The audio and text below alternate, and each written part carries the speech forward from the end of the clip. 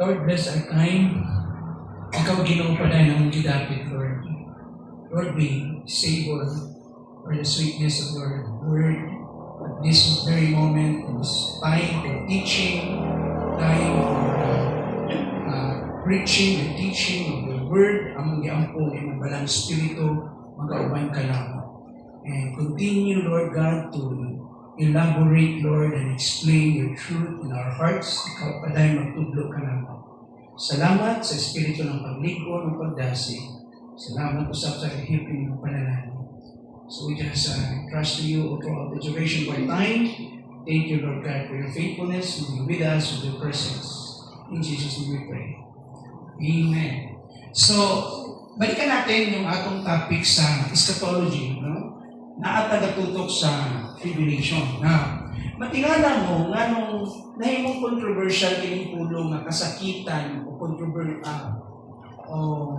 tawag na itong tribulation. Naiuban ng ingon na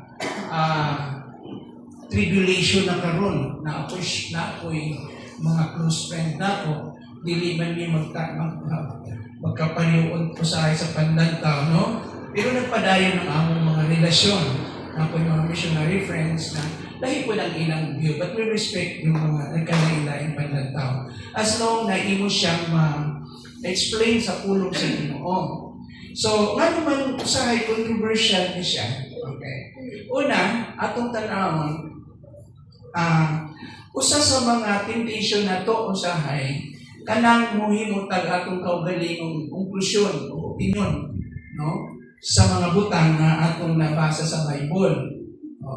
So, usa sa mga prinsipyo sa pagtuon, atong tubutan ng Biblia, mamusturya siyang kaugalingon. Sa itinambal na pag-istorya. So, one of the principles of biblical interpretation, let the Bible speak for itself. Okay. Ang Biblia mismo, based on the internal evidence, pag-ablinin mo, pasabot siya. Now, karon, dili ka pwede mo panday o doktrina sa pipilalang kalugas ng mga verses mo makita. Okay? Ang usa ka seryosong estudyante sa pulong sa Ginoo, i-collate niya, tapupo niya, tanang mga bersikulo from Genesis to Revelation, nagahisgot anak nga mao nga topic. O tanaw niya from inductive study, gathering all this data and information, and draw some conclusion, ikan dito. Yang makita, kung sa'yo gusto isulti sa Biblia, sumalaan yung mga bersikulo. Mao ka na. So, buti pasabot, mauna usahay na ay mga inanak na. Aside from that, natin mga blind spot, natin limitasyon. So, importante ron na open ka, maminaw, learn sa uban na might be, may butang, wako nakita. Kung sasakyanan pa na, mauna sa akong side mirror, na ay blind spot, wala na po na siya makita, might be, na siya point. Ako nagtanawon ko no, kasi kinuha na ko nakita, makadugang na ko linaw sa akong pagsabot. So, importante po yung itawag na itong being open and discerning na matik sa pulong sa Ginoo. So, karon let's proceed sa topic natin. Now, dili na ka sa tribulation. Ito nga controversial siya. Tungkol kay nag-iwan ng uban, tribulation karon, pero nag-iwan ng uban, wala pa. Now, generally, gaagi ta adlaw-adlaw o tribulation. Saan ang tribulation sa Bisaya? Kasakitan. Mahal ang bugas. Diba? Mahal ang mga palalito. Inflate na, liburot, nagsugod. Niya, may labot itong daghang kang giagian ng mga kahintang kasi natian na very stressful. Grabe yun, nakalisod. So, kita ka mo nagtainon ka na gaagi kong kasakitan. Katulad interview ni atong gi-award bitaw ni Mayor Isko na ang mga mo-undergo o mga transplant bitaw sa ilahang liver transplant. I-award na ito sila. Ang uban, bugay nag-aantos sa pila ka bulan ng itag pamagyo saan sila mo-survive. And finally, gitubag ang ilahang mga sakripisyo dito. No? So, ito gabi ng tribulation. Kita lain-lain lang ang matang. Generally, But eschatologically, isgutan na to yung word na with adjective. Dakong kalisdanan, dakong kasakitan, yung adjective na great, no? Great tribulation, future na siya. Kaya naamay mga specific na bersikulo nga mutudlo, wala pa na nahitabo.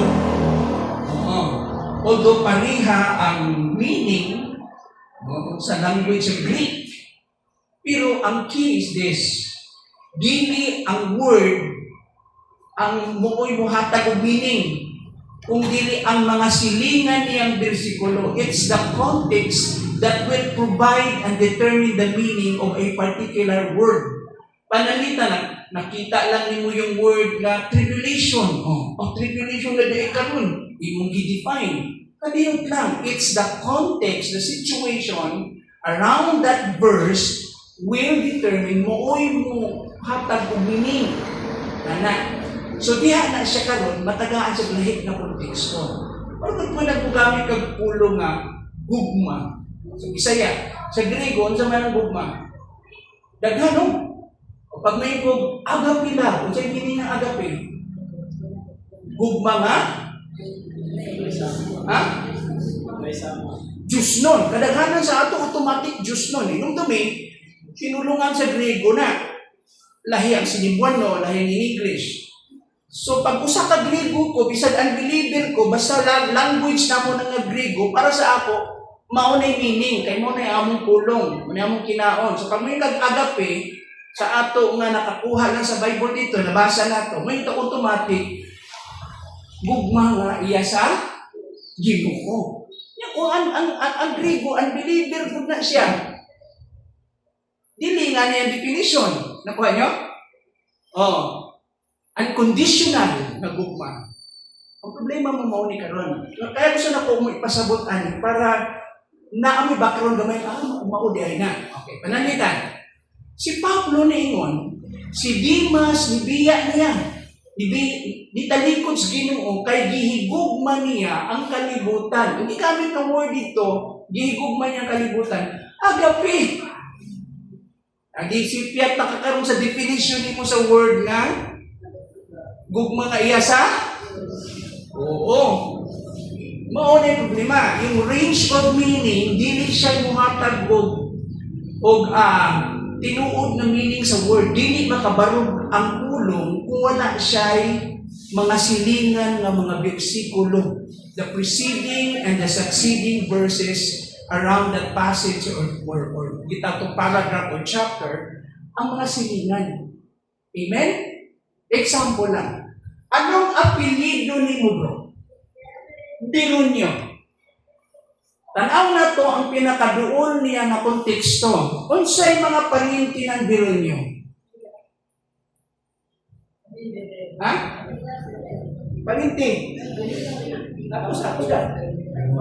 Ha? Biruan. Okay. Ansa pa? Gawas sa katuyang Ginoo. Ansa pa yung ubang mga parinti na yun? Ha? Oo. Kung ako, maghimo ko background study sa mga Birunyo, hindi ko pwede kung adtos layo. Tanaaw na kong family tree, kinsi mga parinti ani nga duol. Ito yung immediate.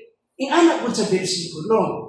So pag may mga tribulation ka nun, sa pwede nga tribulation dito ay ang adlaw-adlaw manato niliyagyan ng problema karon. O grabe nag-tribulation karon. Pero, kung sa maling kasakit na giingon mo, maabot.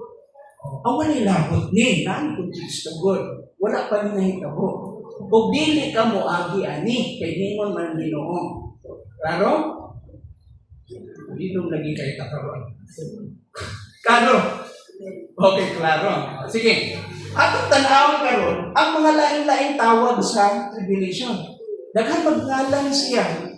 Muna mo sa'yo, maglibog ang uban ba? Mag-away sila kayo. Daghan magngalan, good na. No? Atong tanaw niya mga ngalan. Okay. Kindly, atong tanaw. Okay. Kung naisgutan na ito niya naman to, irana lang mo. Ato latas mga ngalan niya. Sige pa. Okay. Sige pa nga. Okay. dito sa atras ta gamay. The names of this period. Unsay gisgutan diri? Unsay mga ngalan ani maong panahon sa kasakit? Ano dakong kasakit. Unsay mga lain-lain tawag ana? O unsa po yang description o paghulagway. So atong tanawon sa mga ngalan niya. Unang-una, in summary 4, makita ninyo dito ang tawag sa iya. Mo ni summary na siya ha.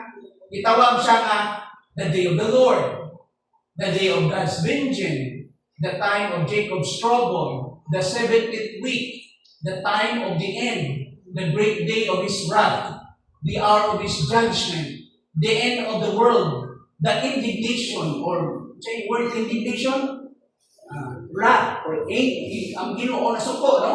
The overspreading of abomination, the time of trouble such as never was, the tribulation. Kana siya, lain-lain ang tawag, pero tanan nag-isgot lang na sila, may tungkol sa umaabot na kasakit, nag-isgutan. Let's isa-isahin na to. Okay, next. Let's proceed to the next screen. Isa-isahin natin in summary form.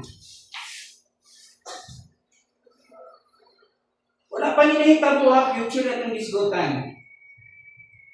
Okay.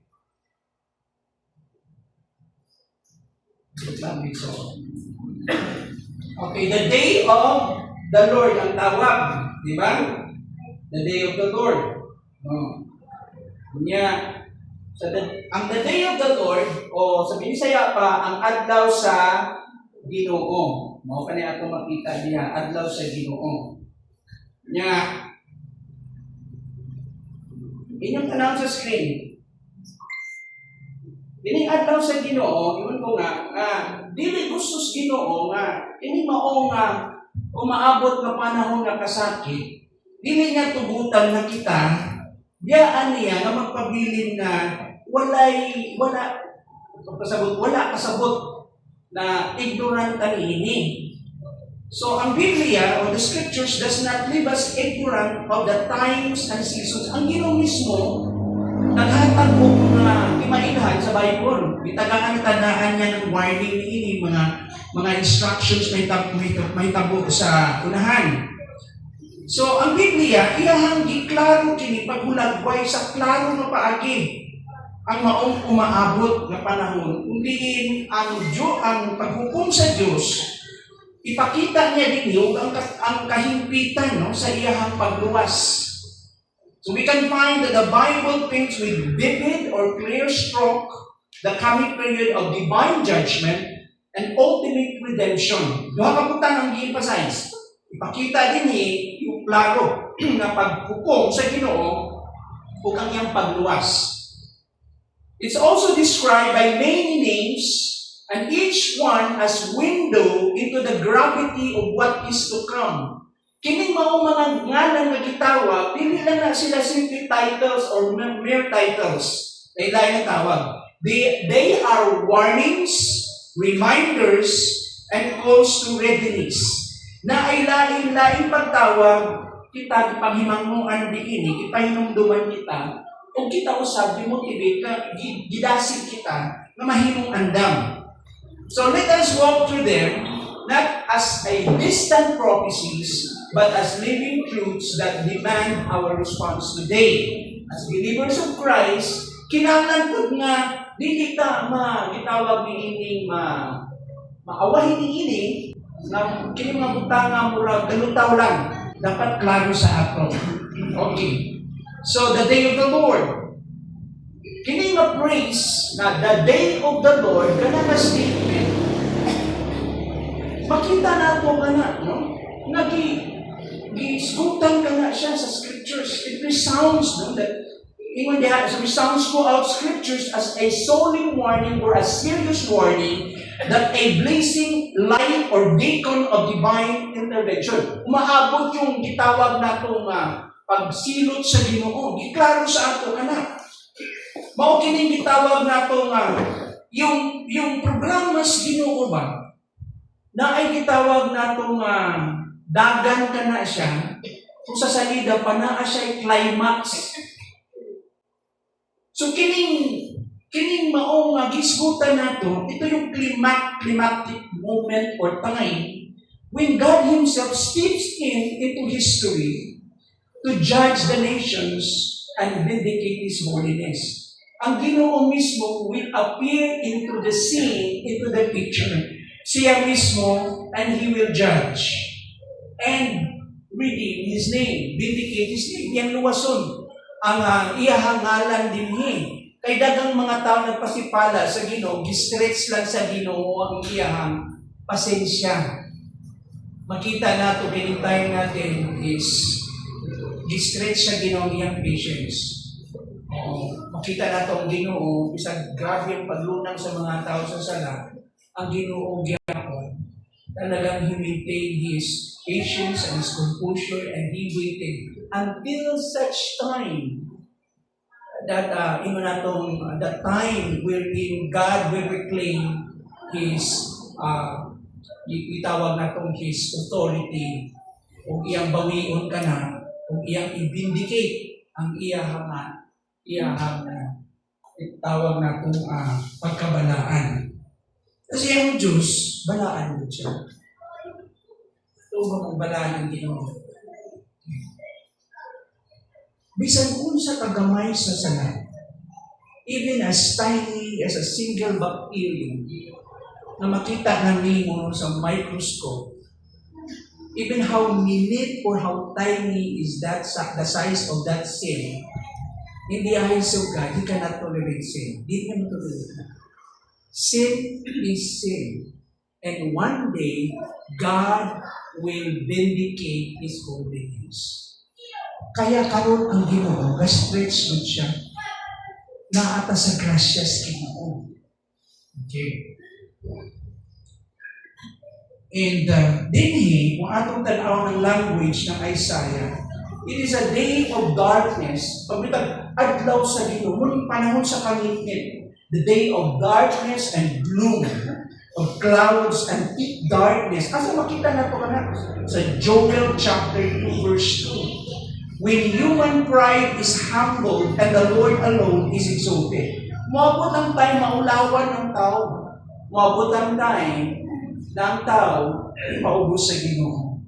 It is the day when God Himself intervenes in human history, shattering pride. Yung tanang pagpasigat mo sa tao, pagpataas sa tao at tubangan sa Ginoo, ang pagdara o pagpasipala sa tao, one day, ingon diha mga igsoon, ang tao ipaubos sa Ginoo.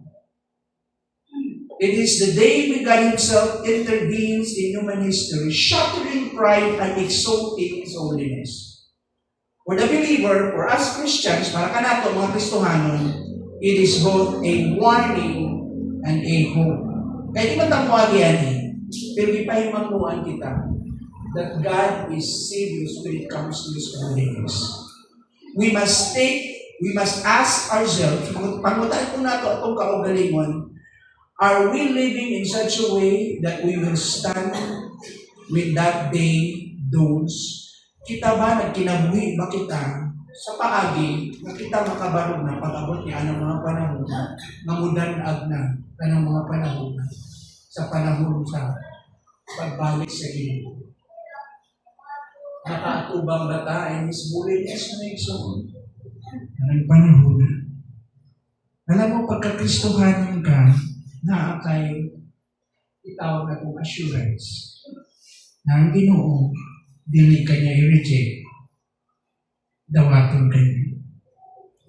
Ikaduang makita nato diri mga igsoon, dili lamang the day of the Lord, okay? Iyong word na the day of vengeance. Ito pa isa. Ikaduha nga punto. Mauning sulod na tawag niining kasakitan.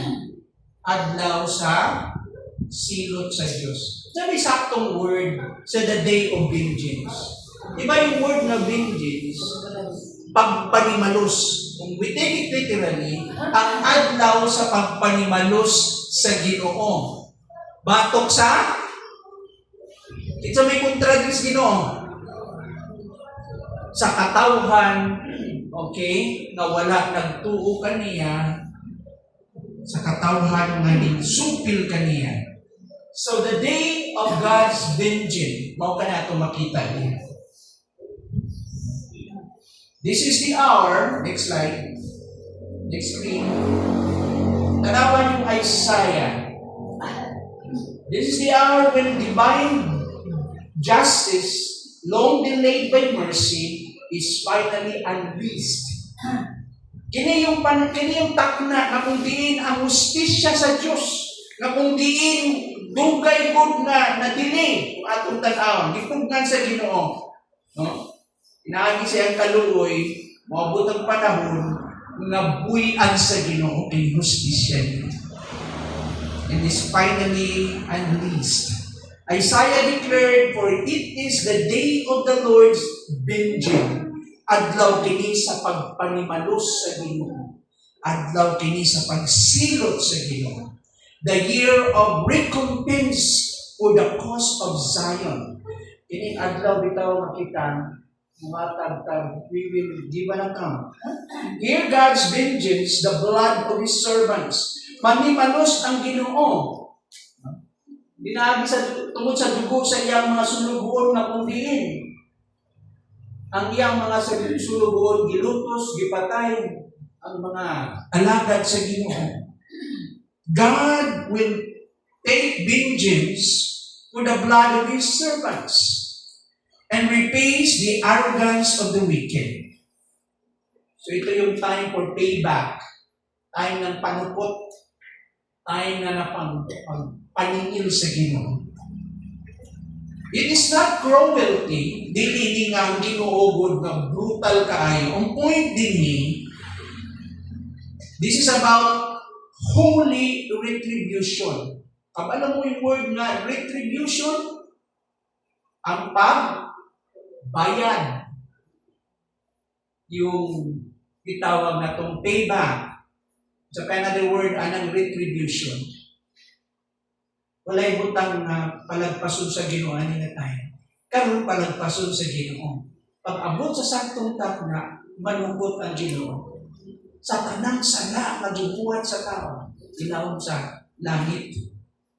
So God will reclaim that. His justice. Ingon niya mga igsoon, God avenges the blood of His servants and repays the arrogance of the wicked. It is not cruelty but holy retribution. The righteous judge balancing the scales for eternity. Ito naman, ang Ginoo, iyang i-measure, iyang sukdon, iyang timbang ng ang imong mga binuhatan.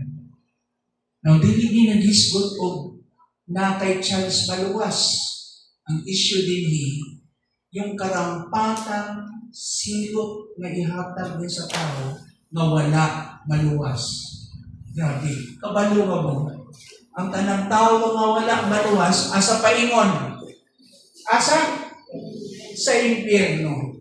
Kabalo ba mo, nasa suffering sa impyerno, lain-lain din yung degree ng pain o kasakit. Ang Ginoo is very just. Makatarungan siya. Dili ni barang puridas tanan at tulong sa impyerno. Silutan diretso. Lain-lain ang degree ko.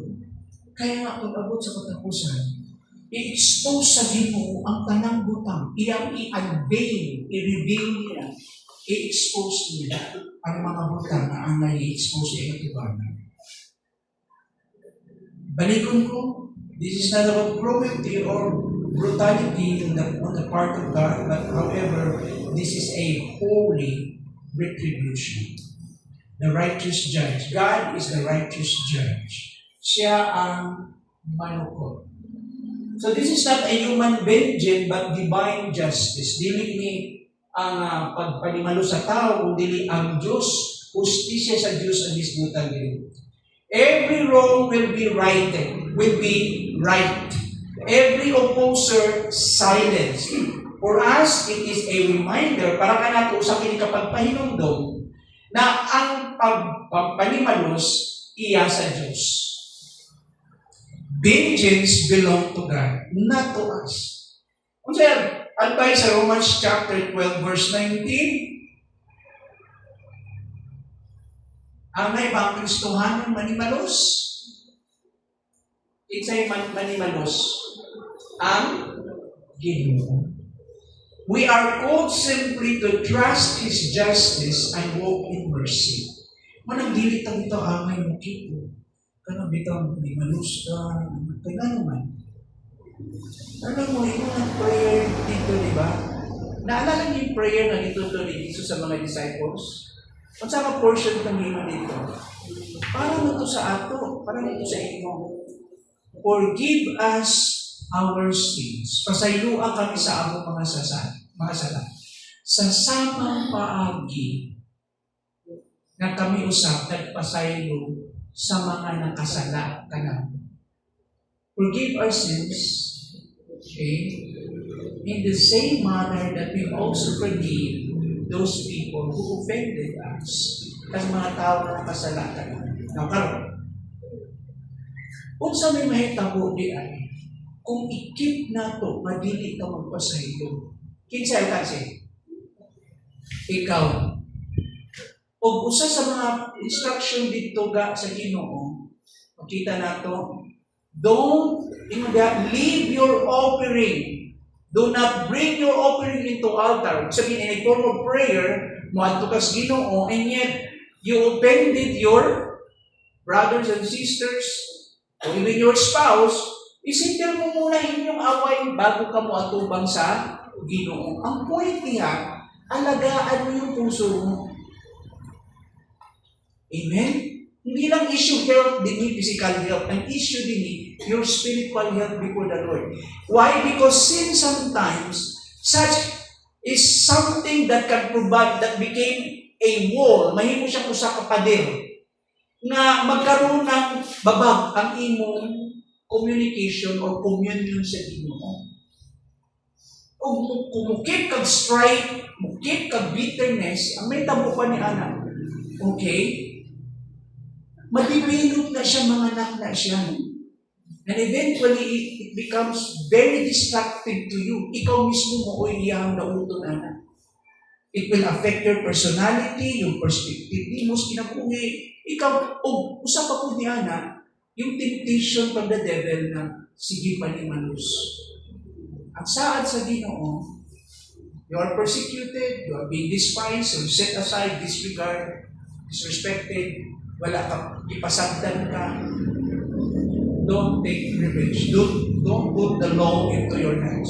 Nagbutang ang Ginoo ng human order, na atay government, na atay batas. But aside from that, walay makalusot sa hustisya ng Diyos sa tinuod lang. Mao ka na ikaduha. So this is the time that we continue to trust God. Ikatulo nga, pagkulakoy ni Ana, kasakitan kini sa panimalay ni Jacob. The times of Jacob's trouble. Another name for Jacob, Israel. So tribulation is the period or time of Israel's trouble. This is a form of God's discipline.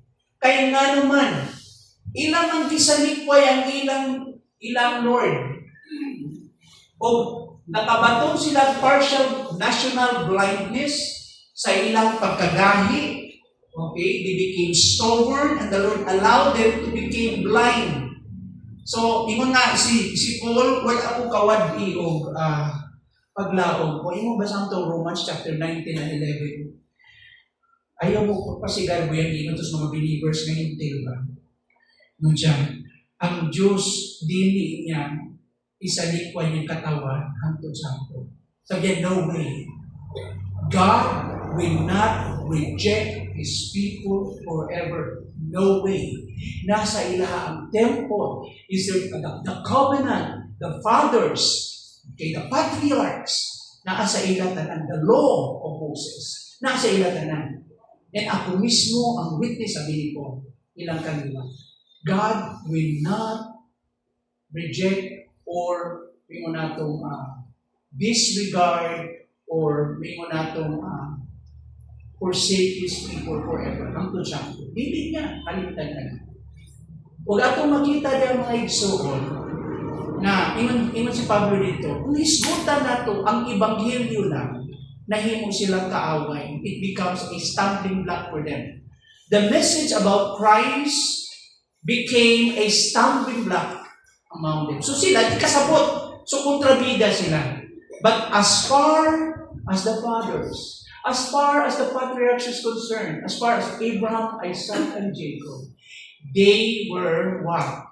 The object of God's love and affection. Ligog man sila sa Ginoo. Bisan sa kagani sa ilang mga ulo.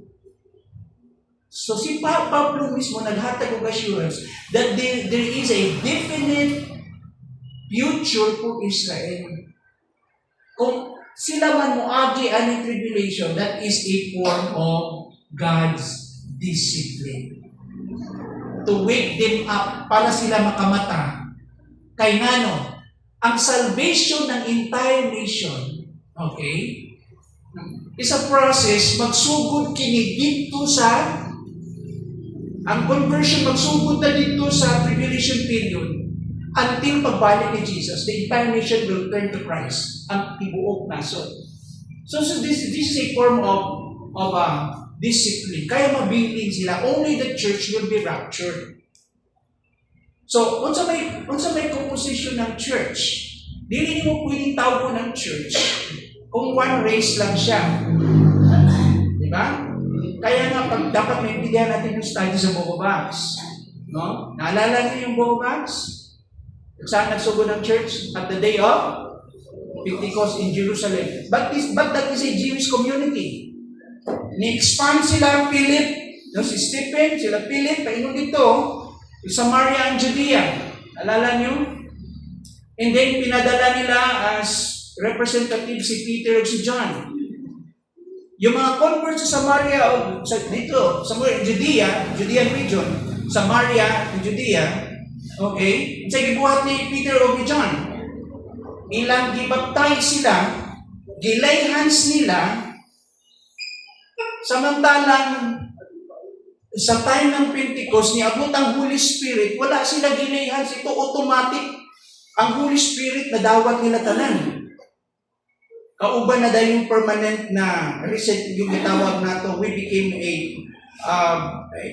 permanent mingo natong anong right word na we become our body or the church became a residence of the Holy Spirit. He dwelt in us. At the day of Pentecost, unya, nandun yung Holy Spirit baptism. The Holy Spirit brought them to the body of Christ. Kaya ng Jewish community pa to. Unya, kini, mga Jewish, wag ni mga Samaritans, mistiso lang, gilayhan si Peter and John. Why? Kasi hindi pwede sila, okay, na magpadayon, na dili sila i-incorporate, i-append, i-assimilate, i-join dito sa Jerusalem. Okay? Ayaw mo kawala, gasang-gasang ako sa akong topic. Tapa mo? Okay. I'm trying to explain what is a church. Because the church started in the New Testament. That's a mystery. Wala siya nag-exist sa Old Testament. Sa New Testament siya. Iyon yung exposition natin sa Matthew chapter 13 and all the parables. Makita na to. Ang karon. Dito pagkahuman ato sa ilang si Peter, di ba, naalala nyo? Pagdating ng chapter 10, saan si Peter nag-minister?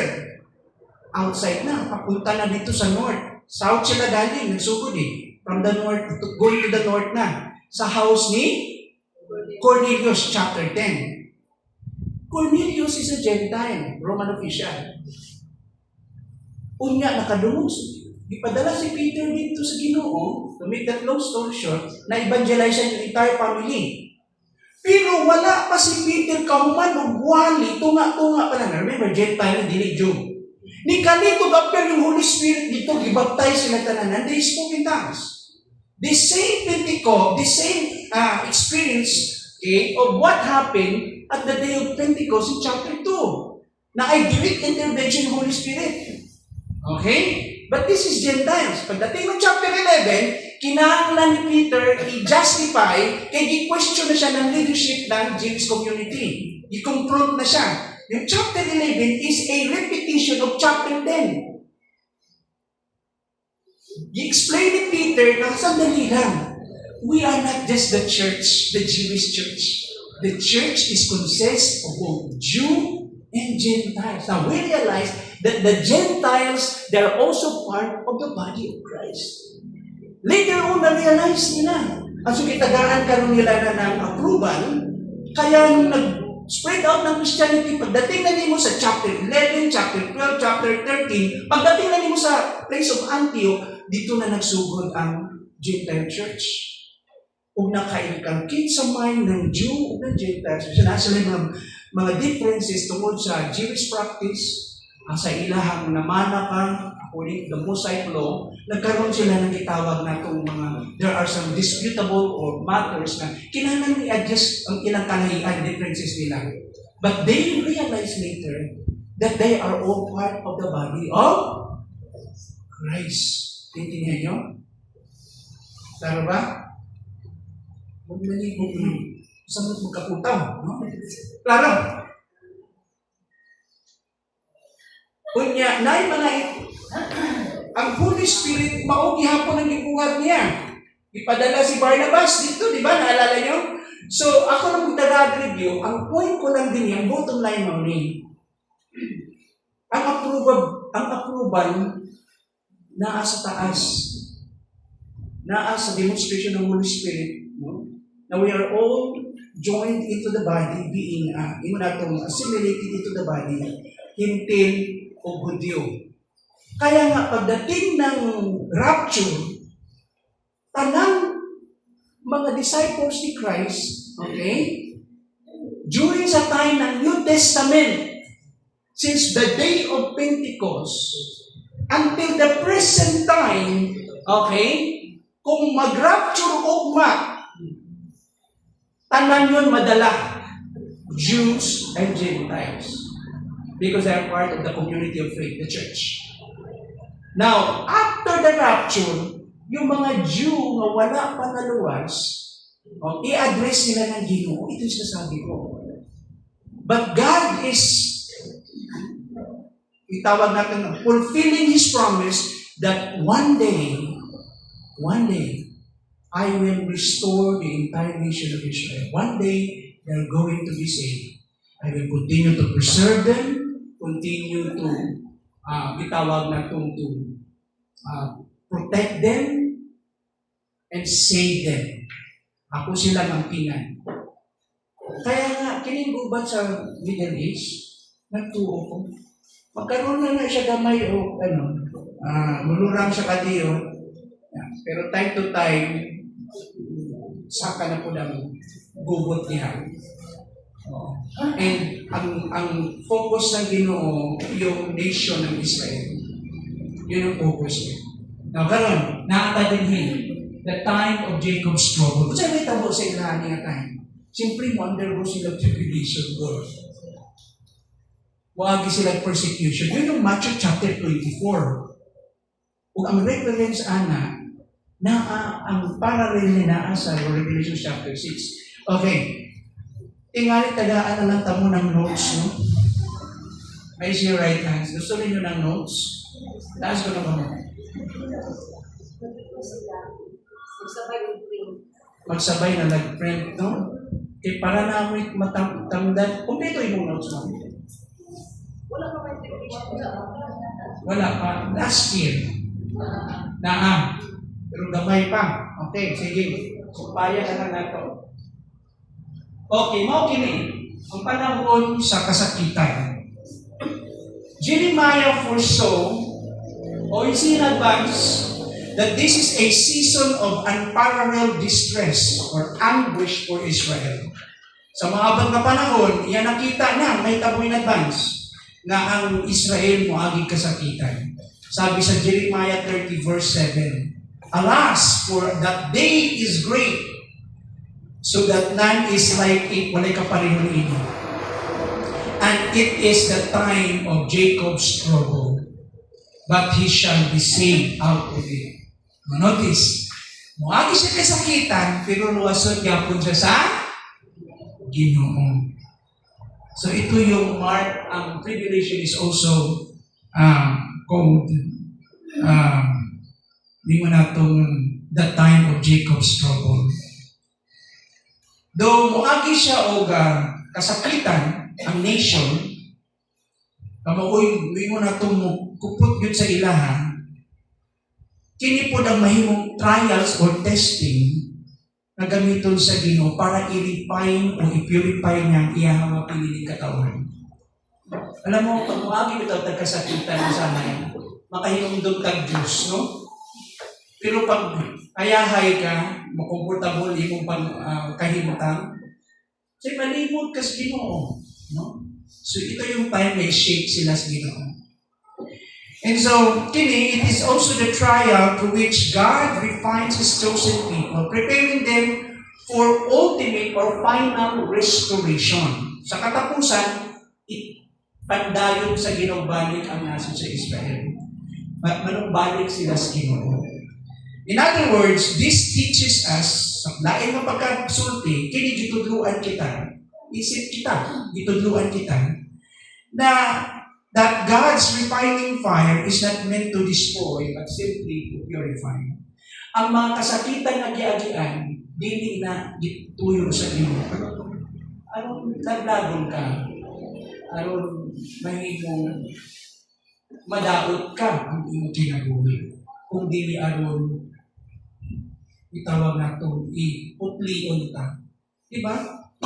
Okay, may I see your right hands kung naagi po ta o mga pagsulay, usahay, kung maraman na mo agi tataas ang kamo. Diba pag nag-agi kang pagsulay, diba? Ito yung tayo na usahay, murang kang birahon na muluhod. Kunya, ikaw dahil ang imong focus, ma-switch dito sa Ginoo. And will take matters now more seriously, labi na muagi na kang mamisod. Labi na pamati ni mo, murag mo, anak kay makuktan ba? Huwag kay makuktan, makapyutan. Ito yung time mo sampit ka sa Ginoo. But that is the way to protect us. That is sometimes God's tool or instrument to refine us para mas mahapsay pa ta. Amen? Sa atong time karon naabot tayo mga giagian. Now, ang kahapsay sa kinabuhi ng usa ka asawa. Tanaw na itong doktrina karon na Isaiah, Ephesians chapter 5. Relationship ng husband and wife. Ang kaanyag o ang maayong paglakaw sa usa ka asawa, babay, na siya nadutdut sa Ginoo, kakinsa ka na trabaho sa bana. Ingon dito, bana, imong hinluan kung imong asawa, kutlion nimo siya, diha sa tubig, pinaagi sa pulong sa Ginoo. Yung tubig dito, girepresent ang pulong sa Ginoo. Ang tubig na literal, makalimpyo sa lawas. Pero yung mulimpyo sa atong espiritu, sa atong espirituhan kinabuhi, ang pulong sa Diyos. Gigamit niya dito. So, ang water na mo siya, ang Word of God, na mo siya agent or instrument to purify us.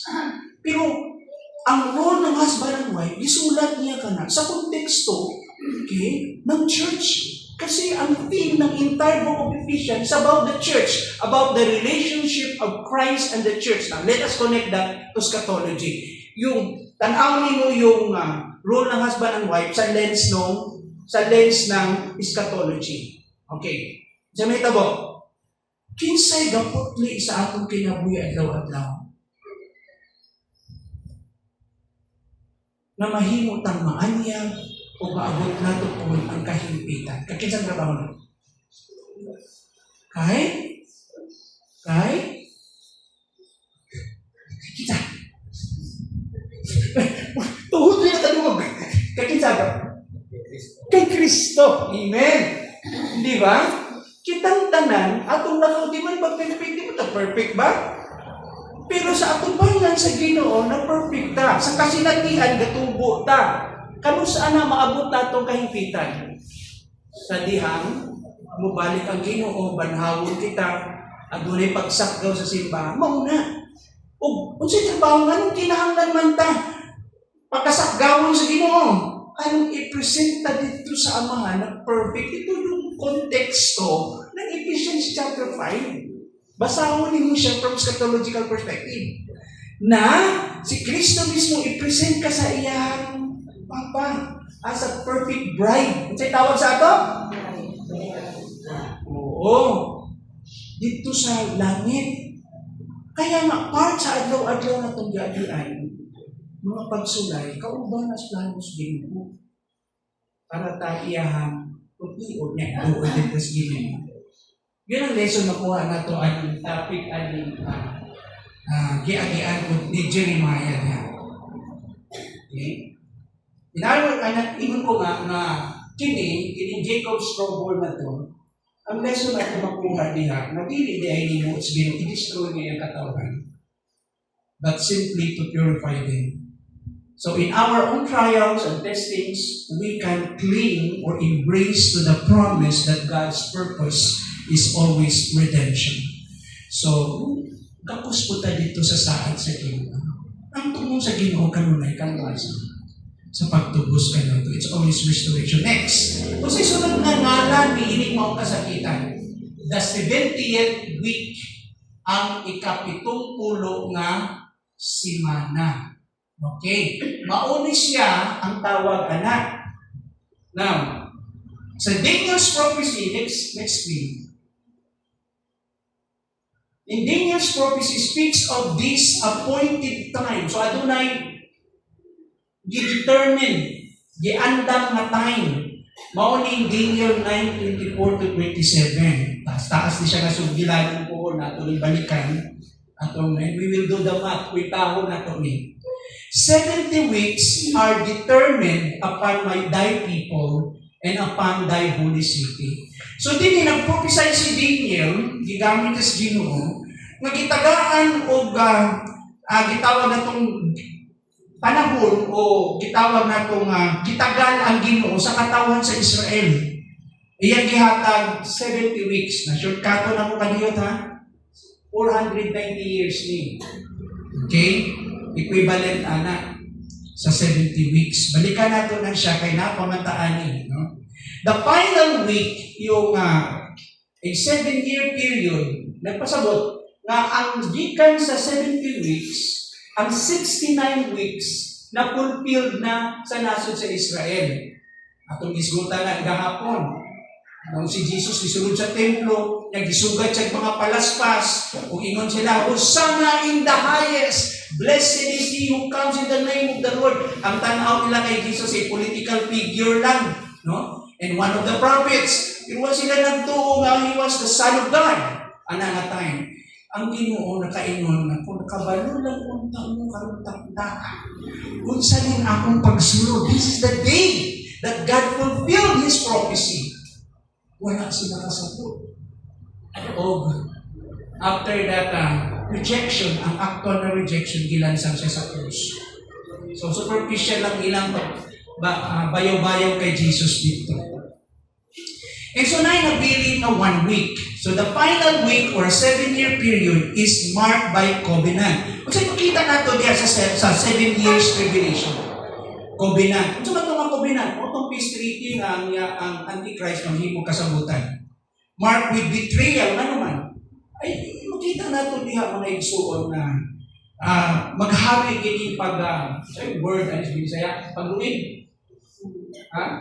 Pagluig.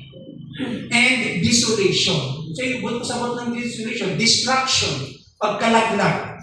So it is the countdown, in tribulation period, countdown siya to the Messiah's triumph. Pagpasabot, pagsugod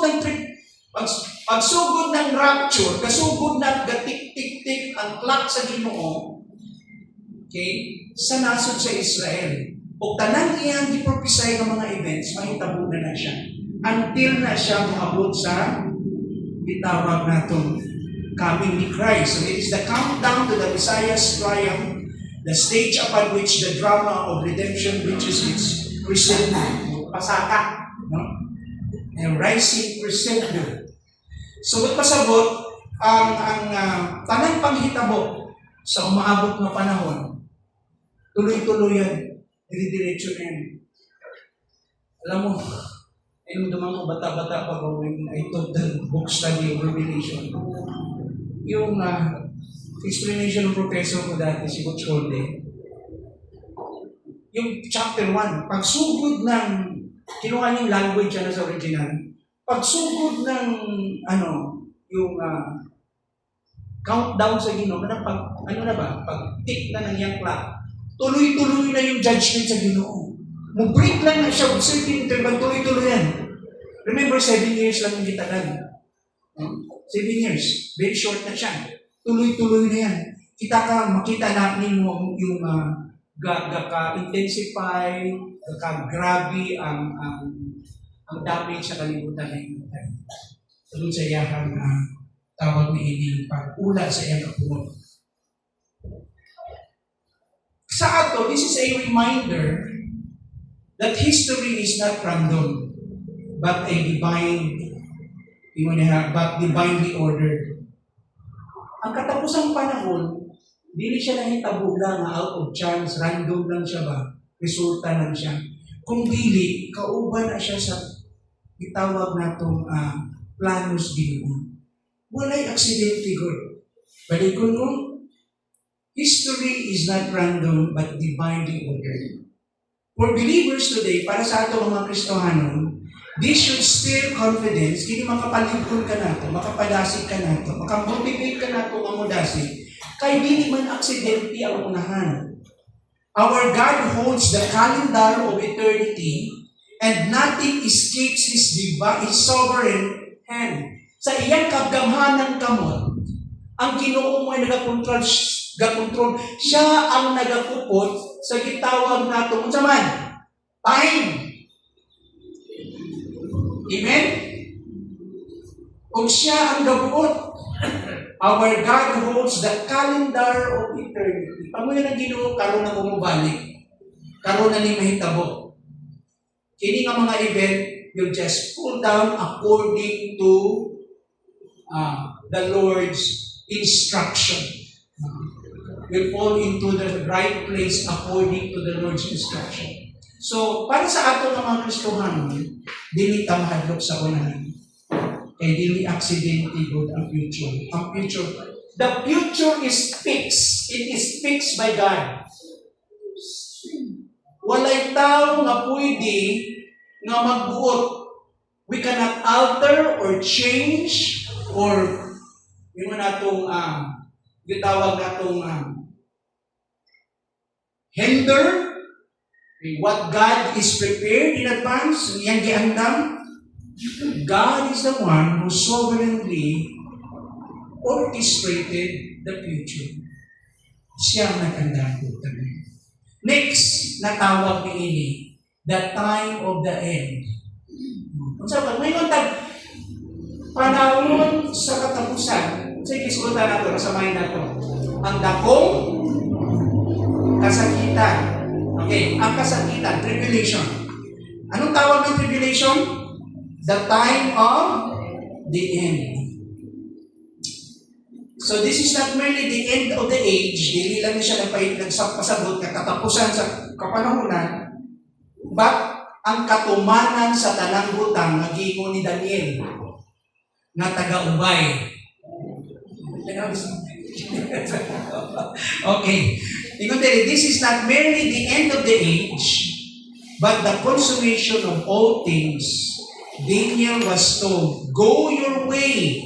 Sabi sa Daniel 12 verse 9, go your way, Daniel, for the words are closed up and sealed till the time of the end.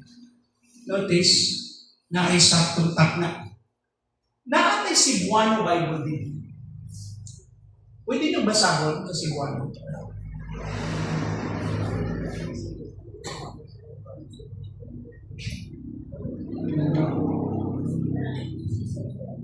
Sige ko no. Paki-volunteer ko no. Basahan ko na nato. Alam mo, kini yung panahon man God. This is the moment when hidden mysteries, yung mga tinago sa Diyos, iyahang i-unveil, iyang ipadayag.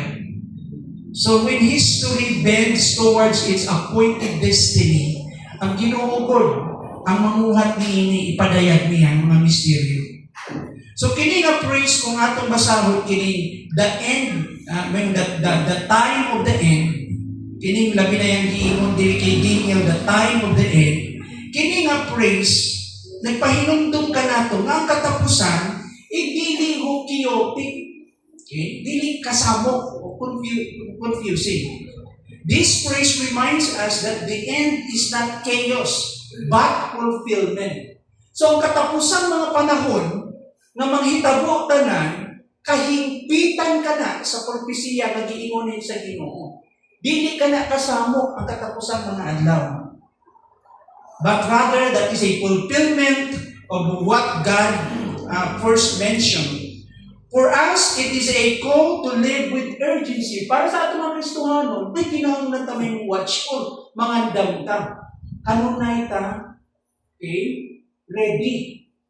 Because we live with what? We should live with a sense of urgency. Kapag mo yung word urgency, kanang murag kanunay ga? Gadali, mubalik ng Ginoo. Mubalik ng Ginoo. Yan, saan yung Ginoo? At kung mag-rapture o bakit yung gibuhat? Dapat na ana yung kadiyot lang. What matters most, pinaka-importante. Hindi na ko usikan ko. Hindi na ko i-waste ang akong time, ang akong energy, including my resources. Kung sa may bottom line, kung ang ginudo na mo balik. Sige ko na. Wait, let's have some interaction tayo. Para di ka matulog. Kaya ba nga na? Okay. Sige ko na. Sa inyong pamati, kung siya akong buhaton, kung ang Ginoo mo abot ugma, sa gawon ta ugma. Yes. Wala pa masangyawin ka na. Kay ang mga Kristohan naglingkod ra. Wala nang sagyaw. Wala pa nang sagyawi. Okay. Jadi yung Bible na balik sa pagmumulan sa lalo. Oo. Yang Kristohan kay pumunta dali. Wag dali, no? Bakit di ba balik? Wala. Ano ba yung dali ni Kristo Politik sa dali, sige. Lagi no. Utos kira. Lagi. Ako bitaw no, akong pamati karon mutungtong ko nga mo moabot ako sa security nga edad bitaw. Pero shift ang akong ako ang pamati ug ang akong focus I believe makasabot po sa ako yung uban ani kung pag-abot ka sa security age. Kung mahimo ang imong energy, nakapokus na ka sa importante. Hindi na mo kayo usikan kasi number one mo kontra na, yung mga kalaban, health na. Wala pag naglingkod bitaw mga istoryahan sa inyong maintenance mo na istoryahan, di ba? So, kung mahimo, gusto pa niyo nga tagaan ka sa Ginoo enough time, dili mong usikan ba? Oo. Kung sa may pinaka-importante na pwede niyo unahon sa inyong list of priorities, kato yung unahon niyo. If you reach that stage 65, 70, lahi na, mong pamati. Kung mahimo. Ako sa ministry, sa bata-bata ako ko, kalian to, limit na mo. Nung nasa Maynila pa ako. Kaya na ako magdala ng simbahan na usahay duha ka service, no? Kanya napakay mga 7 ka Bible studies. Siyempre, bata pa ka, ulitaw ka, hindi mo yung time. Ang training ko, kalahating araw study. Ang kalahating araw lahat ministry activities. Kalahating araw. Dati ang joke naman, pag kapuyo na ko kayo, labi na pag dili ka na-train sa study, o sa'y ang nabirwan yung kontrata, natatapol o ganang umigda, di ba? So, i-joke kalihan ko sa akong kauban.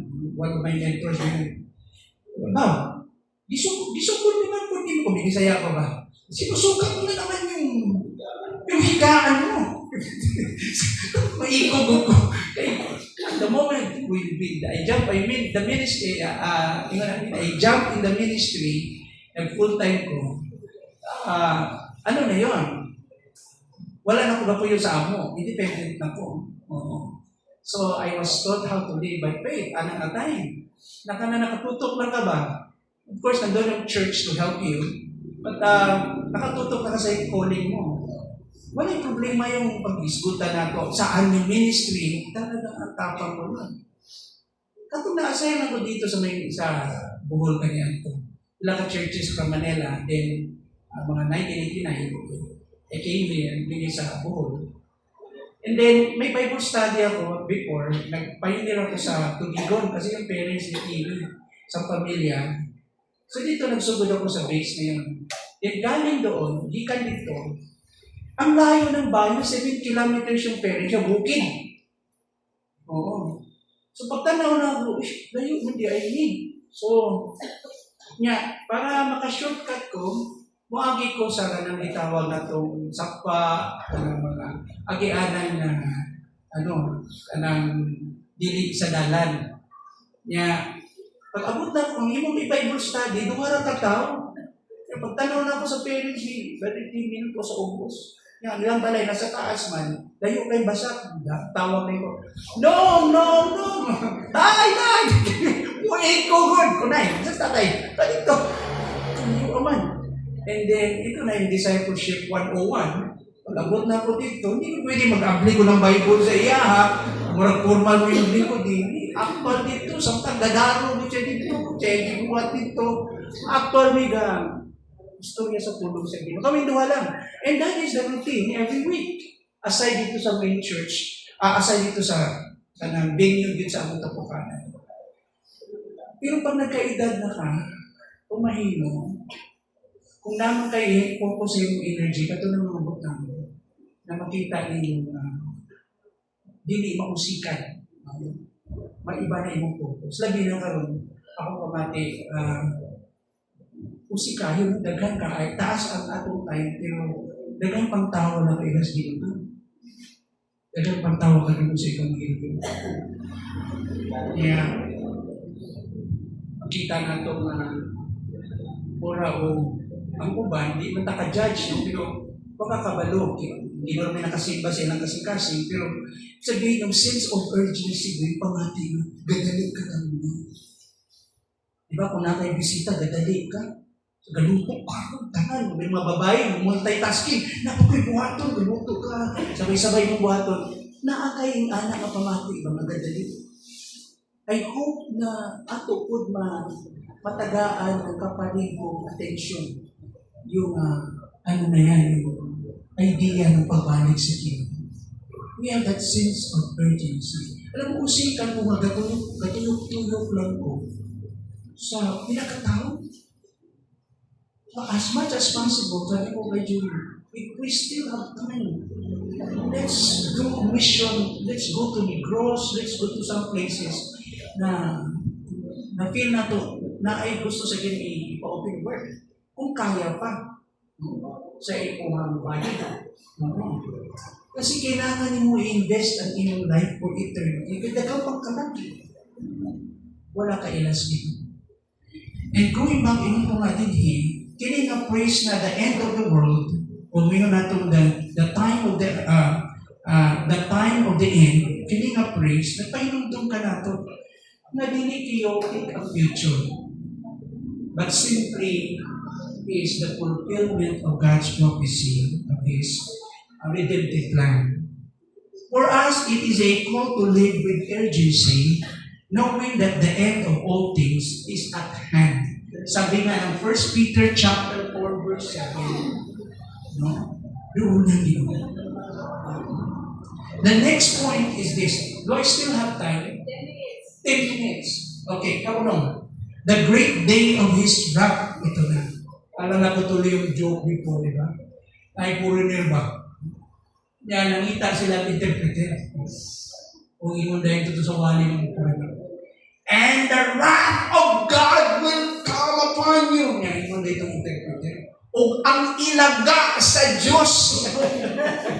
Maabot ka.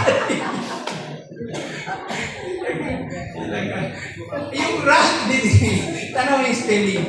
Yung wrath din yung grabe nga kapunot sa Ginoo. Okay, ato i-differentiate sa English. Anong pinisaya ng angry? Ha? Kasuko. Bisaya ng English, ha? Ano yung pinisaya ng angry? Kasuko. Yung rage. Ha? Rage. Ano yung kagaya suko magyapon na pero tawag rage. Naanay level of intensity. Makita na nimo yung expression yun. Rage. Ano binisay? Ha? Nagani amok? Ha? Nag-wild? Ha?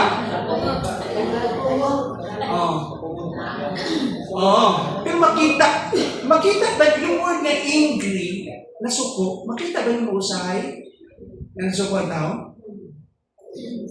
Pwede ba masuko ang tao na usahay mo? Flat lang yung expression sa gawas. Nalala ko ito yung mga Ilonggo. Ilonggo mo. Ako mabing Ilongga eh. Ilongga din. Oo. Kabalo ko gamay ng Ilonggo. Sana i-joke na, at yun, di ka kapon. Yung naunggod, wala ra, no? Ang expression. Oo. Now, i-differentiate na to. Iba yung word ni anger, iba yung rage, iba yung wrath. Ano ba kakaiba? Yung wrath, ano yan? Yes. Suko, kaayo. Di ba? Suko kaayo yun. Kaya ang gigamit din sa Bible, wrath. Not merely anger. Don't you know na yung word na wrath, okay, I will define that sometimes, i-define na ko na siya as one of the attributes of God, the holy indignation. Yung balaang kasuko sa Ginoo. Di ba? Ang Ginoo pag nasuko, hindi siya makasala eh. Kita. Posible ba ito masuko nga di makasala? So, 19 mo puyog kanunay ang atong pamati. Oo. Ang Ginoo, expression ng iyang pagkabalaan yun eh. You cannot understand the grace of God unless you will also understand the meaning of God's wrath, His holy indignation against sin. Kinsa gipatay niya gisilutan niya tungkol sa ikapungod sa sala. Kinsa. Yun ang language ng cross eh. Yun ang language ng atonement. To appease the wrath of God. His demand for holiness against sin. To satisfy Him. Kinsay gipitay, kinsay gipatay. Oo, si Jesus. Yung word ng atonement.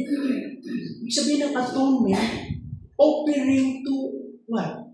A peace offering to appease His anger para isang nasuko. Diba? Kita sa pagano pa kita, di ba? Pag-ibig mo po tag-peace offering. Di ba? Para di masuko itong magtanong mo garo, magpatulo ka man, no? Magpadugo ka. Wala na, no? Wala na? Nakapagyapon? Nag-Christian na ta. Ha?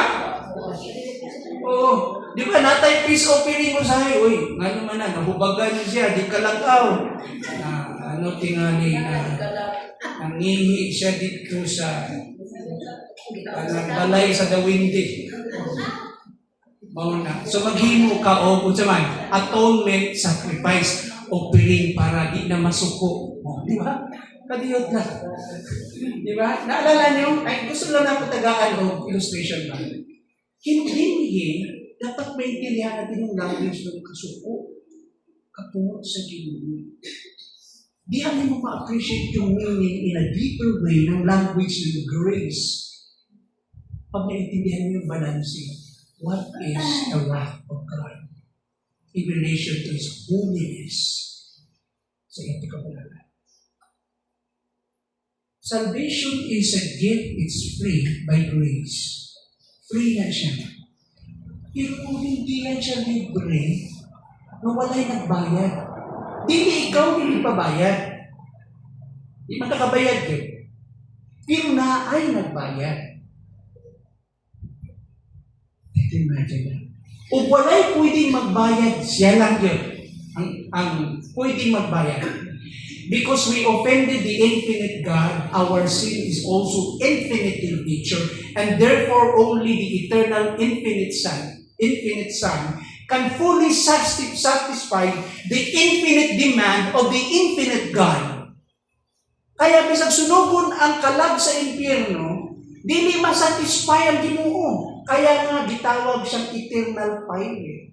To continue to express that God is holy and He is angry. No? Hated sin so much. Yun ang balanse. Sabi pa nga ni Dr. Bill Bright, pag in-emphasize mo ang attributes ng Ginoo, puro lang siya holy, nalimutan mo yung mercy and love, you are a cult. Kulto ka. But if you emphasize so much the grace and the mercy of God, and you forget that He is holy, just, okay, and righteous, you are also a cult. Ito kayo nung ni Dr. Bill Bright. Tanungin niyo sila ni Ate Cornel. Diba? Yung founder ng grupo ng ano to? Yung grupo ni Bill Bright, Campus Crusade. Ako, naging rin ako sa Campus Crusade before eh. Oh. Yun. So balik tayo. This is about the wrath of God. Ang dakong adlaw sa iyang kasuko. Grabe. Kano sa nakita mo? Ang exact na term na gigamit ang Great Tribulation. Kano sa magsugot? At the last or the final 3.5 years. Yun ang talagang the pouring out of the wrath of God. Revelation unveils this terrifying reality, this horrible, makalilisang na realidad. Sa Revelation 6 verse 17, for the great day of His wrath, ang dakong adlaw God, sa iyang kapungot, has come, and who is able to stand? Wala God. Wala'y makabaro. At ang Ginoo ng goodness, masuko. Wala. The seals are broken. The trumpets sound and the bowls of judgment are poured out. Creation itself trembles, kurog yung tibuok kabuhatan, as the wrath of the Lamb shakes heaven and earth. They know, the wrath of the Lamb. Kinsa na sa ko dito? Si Kinsa? Kinsa ng Lamb? Si Christ. Study the book of Revelation. Revelation 6, verse 17. Kurog yung creation. So this is the sobering reality of divine anger against sin. Yet for the believers, pero para sa atong mga Kristohanon, it is also a reminder, pagpahinumdog ka na to, of the cross, where the wrath was poured out on Christ. Aron kita, so that we might be spared. Dili kita silutan. Kinahanglan ilansang si Kristo sa krus. Kinahanglan siya ang dawat sa paghapak sa kasukok sa Ginoo. Aron kita paproteksyonan sa Ginoo. Maluwas sa Ginoo. How then should we live? In that manner, what should be our response? Kung saan kita mamuhi kayo, we should live in gratitude, holiness, and reverent fear. Dapat ang mga Kristohanon, pinunduman natin kayo na yung value ng cross sa unsang paagi sa Kristo doon. Nindo pa namatay para sa ato. Dapat ang mga Kristohanon, kanunay magpasalamat pag kinabuhi ng balaan, kung sila lang imong sa may nagluto kung sa Diyos. Yung word na reverential fear, this is the kind of fear that you revere or you respect God. A fear out of affection. Usa kakahadlok na garespeto ka kung naa kay gugma sa Diyos. Wala bitaw anak sa amahan. Lahi yung nahadlo ka sa inyong amahan nga nahadlo ka nalisang ka. Pero yung nahadlo na bunga sa inyong pagrespeto o paghigugma sa inyong amahan. Ayun yung point din. So mapil na ginikanan na yung iyang anak kung naay respeto sa iyang. Because sakitan sila na makahimong butang nga makapasakit sa ilang ginikanan. As much as possible, they want to live their lives pleasing, makapahimuon sa ilang ginikanan. Now, how much more as moral being ang atong ginikanan, sila, bilungat lang sa Ginoo. Masurpass ba nato? Malabwan ba ang pagkabuutan at kamayo sa Ginoo? Kung ang gugma sa Ginoo sa ato? And in fact, the reason why we love God, because it was He who loves us first. Unconditional yun. Walang gusto sa ginikanan. Wala, pagsugod sa baby, wala pa man siya kabalo sa iyang ginikanan. Pero ang ginikanan, di mabago yung gugma sa iyang anak. Bisang magkawindang-windang pa na, masuko siya, ma-frustrate siya, masakitan siya. Pero yung instinct ng parents, yung love na gibutang sa inyo siya kasing-kasing as parents sa iyang anak, in his right sense, is saktong paghunahon na sa usa ka ginikanan, di na mo ba? Bisang magpabadlong na usahay. Tingali, masuko siya, ma-frustrate siya. Pero yung amahan, inahan na pag-ibig ng ginawa. How much more our Father in heaven? The fact that you are already forgiven because of Christ, you are embraced, accepted to the family, you have a new accommodation, you can call God your Father, Abba Father. Hindi ka isa ni Christ sa tingin. Kutob na po din mga igsoon kayo nakatabang sa atong mensahe. Amen? Siguro po na akong i-shorting gamay para naatay. The floor is open for any interaction o pamutanan. Para medyo bigo po tayo. Duka na tagamay, no? Gabi na. Okay. Let us all rise. Hanggang po kita.